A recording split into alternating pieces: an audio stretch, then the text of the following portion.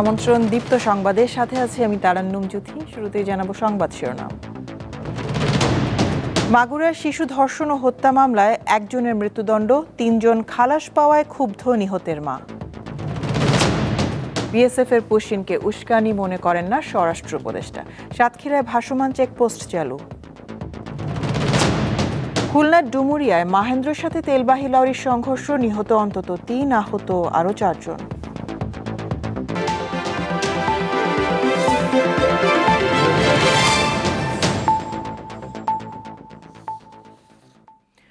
বহুল আলোচিত মাগুরার শিশু আসিয়া ধর্ষণ ও হত্যা মামলায় মূল আসামি হিটু শেখকে মৃত্যুদণ্ড দিয়েছে আদালত। তবে মামলার অপর ৩ জন আসামি খালাস পাওয়ায় সন্তুষ্ট নয় আসিয়ার পরিবার। রাষ্ট্রপক্ষের আইনজীবী জানান, রায়ের কপি হাতে পাওয়ার পর খালাসের বিরুদ্ধে উচ্চ আদালতে আবেদন করা হবে। Justice Deloitte in justice denied. অন্তত আসিয়ার ক্ষেত্রে এই কথাটি এখন পর্যন্ত ঠেকল না। নিম্ন আদালতে বিচার শুরুর মাত্র ২১ দিনের মাথায় রায় পেল মাগুরার শিশু আসিয়ার পরিবার।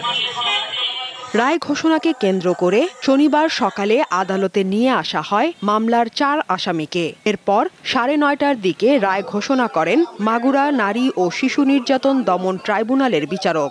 এতে ধর্ষণ ও হত্যা মামলার মূল আসামি হিটু শেখকে মৃত্যুদণ্ড দেয়া হয়। তবে খালাস পেয়েছে হিটু শেখের স্ত্রী জাহেদা বেগম, আসিয়ার বোন জামাই সবুজ শেখ ও সবুজের বড় ভাই রাতুল শেখ। নিম্ন আদালতে দ্রুত সময়ের মধ্যে রায় হওয়ায় খুশি অনেকেই। একজন লম্পট চরিত্রহীন নারীলোভী হিটু শেখের মতো একজন মানুষের যাতে দৃষ্টান্তমূলক শাস্তি হয়েছে, তার সর্বোচ্চ শাস্তি মৃত্যুদণ্ড হয়েছে, আমি খুশি। প্রধান যে অভিযুক্ত ছিল হিটু শেখ, তার বিরুদ্ধে এলাকার মানুষও অনেক ধরনের অভিযোগ করেছে। এর আগে সে বিভিন্ন ঘটনা ঘটিয়েছে। মামলায় ৩ জনকে খালাস দেয়ায় অসন্তোষ প্রকাশ করেছে শিশুটির মা ও মামলার বাদী। আমার সহযোগিতা বেশি কারণ ওর স্বামী ওর তো দায়িত্ব ছিল, কারণ ওই তো নিজে ছেড়ে দিছে। আমরা খুশি হলাম কিভাবে, আমি হাইকোর্টের কাছে আবেদন করতেছি যাতে ওর শাস্তি হয়।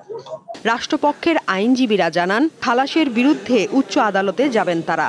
তাদেরকে যে অ্যাকুইট বা খালাস করা হয়েছে, রায়ের কপি সংগ্রহ করে সেটা পর্যালোচনা করে সংশ্লিষ্ট কর্তৃপক্ষের সাথে আলোচনা করে তাদের ইনস্ট্রাকশনস অনুযায়ী আমরা প্রয়োজনে উচ্চ আদালতে অ্যাপিল করব। আমরা অপরাধীর সাজা প্রার্থনা করি, কিন্তু একজন নিরপরাধীও যেন সাজাপ্রাপ্ত না হন সেই বিষয়টাও আমাদেরকে খেয়াল রাখতে হবে। মাননীয় বিচারক যেটা করেছেন ১৪ কার্যদিবসের ভিতরে এই মামলার কার্যক্রম শেষ করেছেন। আমরা আশা করি মহামান্য হাইকোর্ট এবং সুপ্রিম কোর্টের যে পরবর্তী যে পদক্ষেপগুলো আছে সেগুলো দ্রুত সময়ের মধ্যে সম্পন্ন করে। মাগুরা শহরের নিজ নান্দুয়ালি গ্রামে বোনের শ্বশুরবাড়ি বেড়াতে গিয়ে গত ৬ মার্চ ধর্ষণের শিকার হয় শিশু আসিয়া। এরপর চিকিৎসাধীন অবস্থায় ১৩ মার্চ মারা যায় শিশুটি। দীপ্ত বার্তা কক্ষ। পুশিনের মাধ্যমে ভারত উস্কানি দিচ্ছে বলে মনে করেন না স্বরাষ্ট্র উপদেষ্টা জাহাঙ্গীর আলম চৌধুরী। শনিবার সুন্দরবনের গহীনে নতুন একটি ভাসমান সীমান্ত পর্যবেক্ষণ কেন্দ্র বিওপি উদ্বোধনকালে সাংবাদিকদের প্রশ্নের জবাবে তিনি একথা বলেন। সাতক্ষীরার শ্যামনগরের রায়মঙ্গল নদী ও বয়েসিং খালের সংযোগস্থলে বয়েসিং ভাসমান বিওপি উদ্বোধনকালে তিনি আরও বলেন, এটি কেবল একটি স্থাপনা নয়, এটি একটি কৌশলগত নিরাপত্তা উদ্যোগ যা সীমান্ত এলাকায় শান্তি, স্থিতিশীলতা ও জননিরাপত্তা নিশ্চিত করবে। স্বরাষ্ট্র উপদেষ্টা বলেন, এই ভাসমান বিওপি চোরাচালান, বন সম্পদ লুণ্ঠন ও সীমান্তে অপরাধ প্রতিরোধে বিজিবিকে তাৎক্ষণিক এবং কার্যকর প্রতিক্রিয়া নিশ্চিত করতে সহায়তা করবে।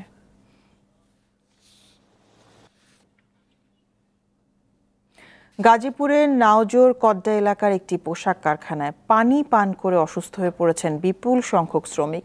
গাজীপুর মহানগর পুলিশ জানায়, শনিবার সকাল ৯টায় কারখানায় প্রবেশের পর শ্রমিকরা পানি পান করে। এরপর তারা পেটের ব্যথায় অসুস্থ হয়ে পড়ে। এ অবস্থায় অন্তত ৫০ জনকে বিভিন্ন হাসপাতালে পাঠায় কারখানা কর্তৃপক্ষ। তবে কী কারণে শ্রমিকরা অসুস্থ হয়েছে তা তদন্ত করা হচ্ছে। এই ঘটনার পর কারখানা ছুটি ঘোষণা করে কর্তৃপক্ষ।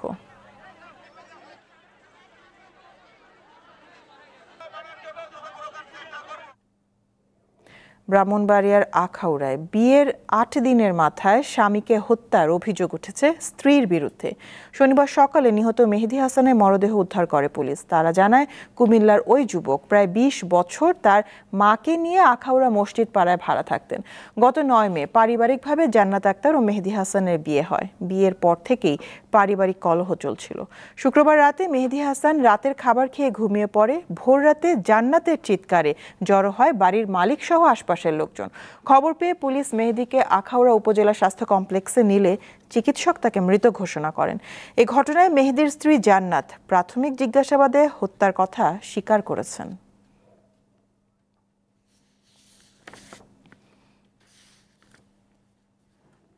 পটুয়াখালীতে নিষেধাজ্ঞা উপেক্ষা করে মাছ শিকারের দায়ে ১৬ জেলেসহ ৩টি মাছ ধরা ট্রলার আটক করেছে নৌপুলিশ। শনিবার দুপুরে কুয়াকাটার ফাতরার বন সংলগ্ন সাগরে মাছ ধরার সময় এসব জেলেদের আটক করা হয়। পরে 3টি ট্রলারের মালিককে ২৮,০০০ টাকা জরিমানা করেন কলাপাড়া সিনিয়র উপজেলা মৎস্য কর্মকর্তা। নিষেধাজ্ঞাকালীন সাগরে মাছ শিকার না করার মুচলেকা দিয়ে মুক্তি পেয়েছেন জেলেরা। গত ১৫ এপ্রিল থেকে ১১ জুন পর্যন্ত ৫৮ দিন সাগরে মাছ ধরার উপর নিষেধাজ্ঞা জারি করেছে সরকার। এদিকে বরিশালে কোস্টগার্ডের অভিযানে ৩ কোটি টাকা মূল্যের চিংড়ি রেণু জব্দ করেছে কোস্টগার্ড।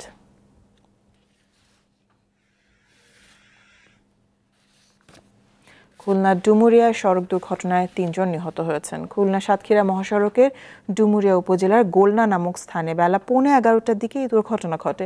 প্রত্যক্ষদর্শীরা জানান, খুলনার কয়রা উপজেলা থেকে ছেড়ে আসা একটি মহেন্দ্রর সঙ্গে অপর একটি জ্বালানি তেলবাহী লরির সংঘর্ষ হলে ঘটনাস্থলেই একজন মারা যান।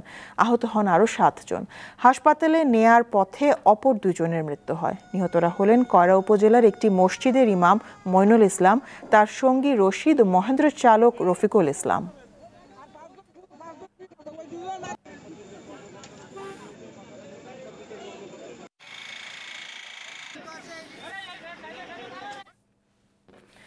প্লাস্টিকের বোতল দিয়ে বাড়ি তৈরি করেছেন গাইবান্ধার অটোরিকশা চালক আব্দুল হাকিম। তার বোতল দিয়ে বাড়ি বানানো দেখতে প্রতিদিন ভিড় করছেন অনেকেই। গাইবান্ধার সুন্দরগঞ্জ উপজেলার খাপাড়া গ্রামের এই বাড়িটি এখন বোতল বাড়ি নামেই পরিচিত।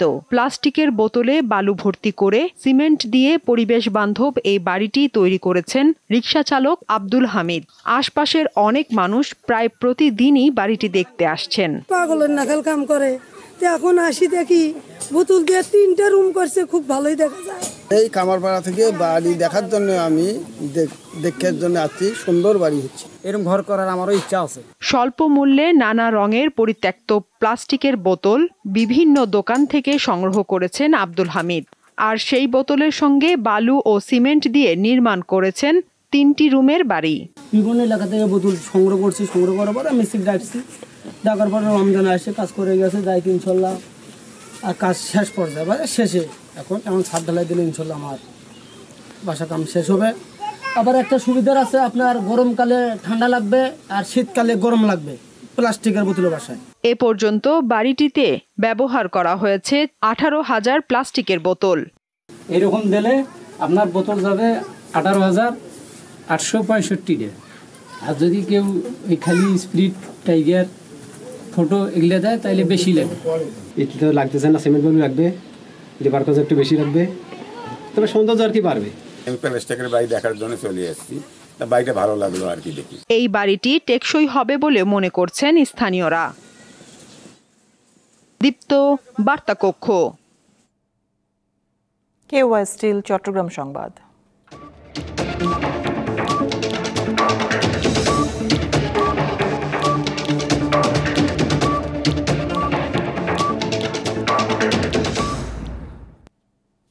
গত 16 বছরে যারা বিএনপির কার্যক্রমে বাধা দেয়নি তারা চাইলে বিএনপির সদস্য হতে পারবেন বলে জানিয়েছেন দলটির স্থায়ী কমিটির সদস্য আমির খসরু মাহমুদ চৌধুরী। শনিবার দুপুরে চট্টগ্রামের কাজীর দেউরিতে দলীয় কার্যালয়ের সামনে বিভাগীয় পর্যায়ে সদস্য ফর্ম বিতরণ ও নবায়ন কার্যক্রমে প্রধান অতিথির বক্তব্যে তিনি বলেন, সমাজের অগ্রহণযোগ্য ব্যক্তি, চাঁদাবাজ ও দুর্নীতিবাজদের সদস্য কার্যক্রমের বাইরে রাখার চেষ্টা করতে হবে। এছাড়া আওয়ামী লীগের চিহ্নিত দোসর যারা ছিল তারা সদস্য হতে পারবেন না।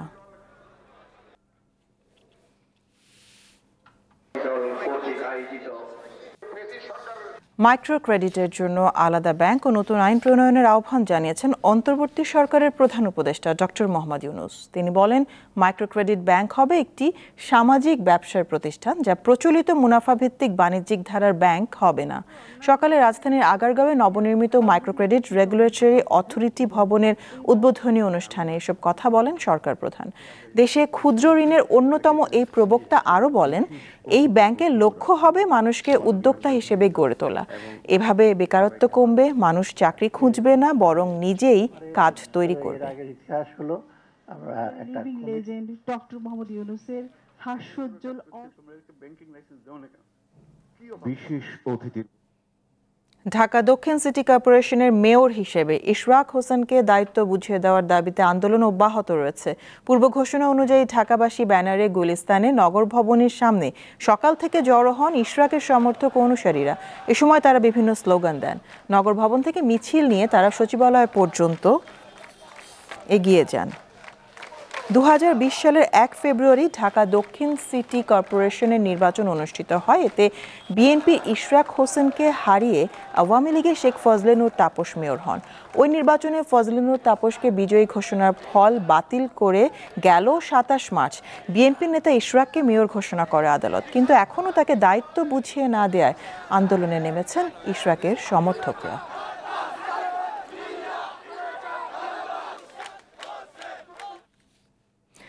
আজ সাপ্তাহিক ছুটির দিন না হলেও খোলা ছিল সকল শিক্ষা প্রতিষ্ঠান, অফিস আদালত ও ব্যাংক।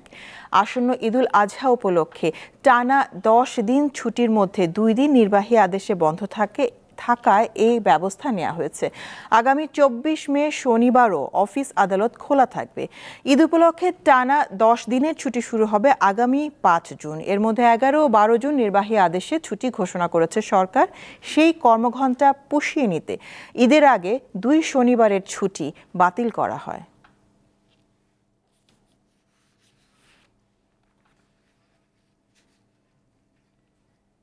কুড়িগ্রামে জীবনযুদ্ধে হার না মানা এক গল্পের নাম প্রদীপ কৃষ্ণ দাস। 3 বছর বয়সে চোখের আলো নিভে গেলেও থেমে থাকেনি অদম্য এই যুবকের জীবন সংগ্রাম। সেজন্য 7 বছর বয়সে হাতে তুলে নেন বাঁশি। শুরু হয় তার জীবন জীবিকার পথ চলা।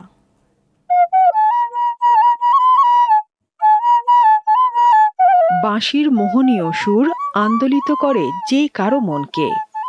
শুধু বাঁশি নয়, একাধারে হারমোনিয়াম ও ক্যাসিও সহ অন্যান্য বাদ্যযন্ত্রেও যার রয়েছে সমান দক্ষতা।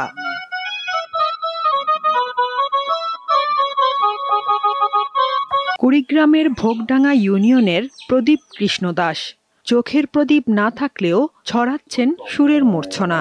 মাত্র 3 বছর বয়সে 2 চোখের আলো নিভে যাওয়ার পরও নিজের ইচ্ছা শক্তিতেই শিখেছেন বিভিন্ন বাদ্যযন্ত্র বাজানো।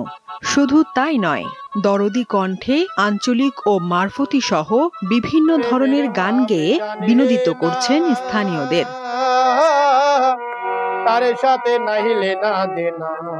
10-11 বছর বয়সে সে মনে করো যে বাঁশি হাতে তুলে নিয়ে একা একা বাজাইতো। তার বাদ্যযন্ত্র বা যতগুলি ইনস্ট্রুমেন্ট আছে সে বাজাতে পারে। সুচিকিৎসার কারণে এখন পর্যন্ত সে দৃষ্টিশক্তি ফিরে পায়নি। শিল্পকলা একাডেমি, বিভিন্ন সরকারি গানের মাধ্যমগুলো আছে, তাকে যদি সুযোগ করে দেওয়া হয়, উন্নত চিকিৎসা পেলে দৃষ্টিশক্তি আবারও ফিরে পাওয়ার প্রত্যাশা করেন প্রদীপ। জ্বরের মধ্যে তার মধ্যে চিকিৎসা করছি, ভালো হয় নাই, ওরা দেখে না, দেনা টেনা করে দিছি, আর চিকিৎসা করতে পারি না, অনেক কষ্ট। তো আমার দৃষ্টিশক্তি অবশ্যই ফেরানো সম্ভব। আমি একটু অর্থনৈতিক সমস্যার মধ্যে সবসময় থাকি, ছোট পরিবারের ছেলে, গরিব পরিবারের ছেলে আমি। সরকারিভাবে ভাতা পেলেও বিভিন্ন অনুষ্ঠানে বাদ্যযন্ত্র বাজানো আর গান গেয়েই জীবিকা নির্বাহ করতে হয় প্রদীপকে। সে বর্তমানে হাট বাজারে গান গেয়ে জীবিকা নির্বাহ করছে, কিন্তু তার মূল সমস্যা হচ্ছে চিকিৎসা করা প্রয়োজন। সে দৃষ্টি ফিরে পেতে চায়। প্রতিভাবান এই প্রদীপ কৃষ্ণ দাস স্বপ্ন দেখেন আবারও স্বাভাবিক জীবন ফিরে পাবেন তিনি।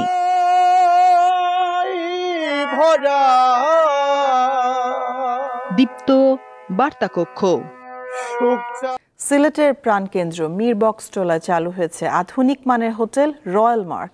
মেক্সিকোয় নিযুক্ত বাংলাদেশের হাই কমিশনার মুশফিক ফজল আনসারি গতকাল এই হোটেলের উদ্বোধন করেন।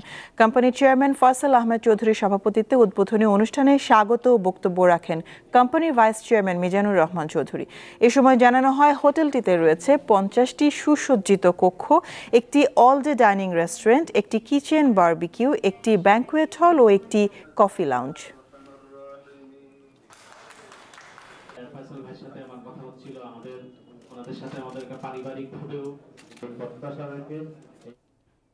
এমএনসি চ্যাম্পিয়ন্স ট্রফি জিতেছে রবি আজিয়াটা। গত বুধবার টুর্নামেন্টের ফাইনালে গ্রামীণ ফোনকে 44 রানে হারায় তারা। প্রথমে ব্যাট করে 3 উইকেটে 219 রান সংগ্রহ করে রবি আজিয়াটা। 220 রানের জয়ের লক্ষ্যে খেলতে নেমে 7 উইকেটে 175 রান তুলতে সক্ষম হয় গ্রামীণ ফোন।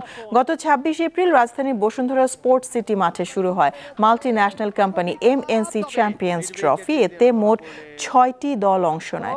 অন্য দলগুলো হচ্ছে জেটিআই, এইচএসবিসি, স্ট্যান্ডার্ড চার্টার্ড বাংলাদেশ ও পোয়েটিক জেম ইন্টারন্যাশনাল। হয়ে গেলেন ক্যাপ্টেন জাহিদুজ্জামান। শেষ করব দীপ্ত সংবাদ শিরোনামগুলো জানাবো আরো একবার। মাগুরার শিশু ধর্ষণ ও হত্যা মামলায় একজনের মৃত্যুদণ্ড, 3 জন খালাস পাওয়ায় ক্ষুব্ধ নিহতের মা। বিএসএফ এর পুশ ইনকে উস্কানি মনে করেন না স্বরাষ্ট্র উপদেষ্টা। সাতক্ষীরায় ভাসমান চেকপোস্ট চালু। খুলনার ডুমুরিয়ায় মাহেন্দ্রর সাথে তেলবাহী লরির সংঘর্ষ, নিহত অন্তত 3, আহত আরো 4 জন। এ ছিল এখনকার মতন। আমাদের পরবর্তী সংবাদ সন্ধ্যা 6:40 দেখার আমন্ত্রণ রইল। দর্শক আরো তথ্য বিনোদনের সংবাদ জানতে যুক্ত থাকুন দীপ্ত টিভির ডিজিটাল প্ল্যাটফর্মগুলোতে। ধন্যবাদ সবাইকে।